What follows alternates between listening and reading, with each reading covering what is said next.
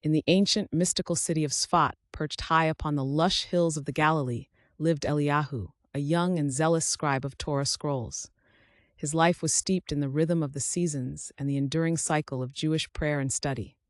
Sfat, known for its Kabbalistic scholars and spiritual seekers, was a city where the walls, it was said, resonated with the murmured secrets of the mystic sages from centuries past.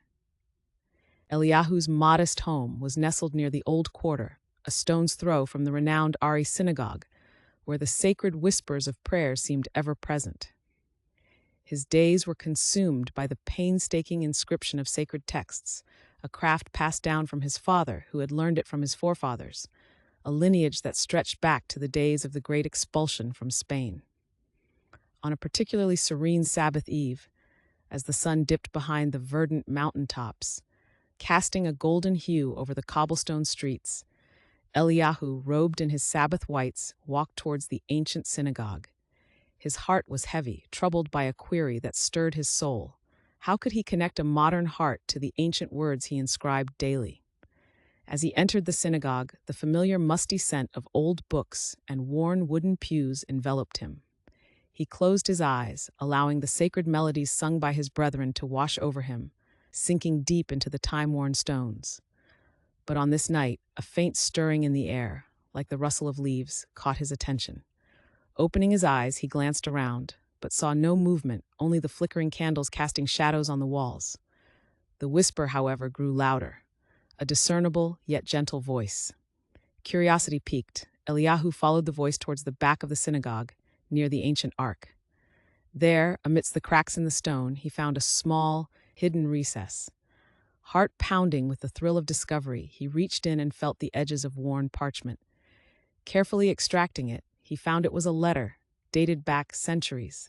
Written in an elegant Sephardic script, the letter offered an eloquent plea from an ancestor of his, sent from afar, beseeching the then community of Sfat to breathe life into their prayers and study, to bring joy and personal connection into their observance. This mysterious message, concealed possibly for generations, struck a chord in Eliyahu's heart. It echoed his own inner conflicts and desires, connecting him through time with an ancestor who had shared his yearnings. Energized by this bridge spanning across generations, he shared the content of the letter with his community the following day. Inspired by the depth of their tradition and the timeless struggle to find personal relevance in ancient teachings, the community embarked on a collective journey. They initiated discussions, study groups, and gatherings where they explored how to infuse their daily practices with personal meaning and joy, guided by the wisdom of the letter. Eliyahu, once solitary in his struggles, found new enthusiasm in his work.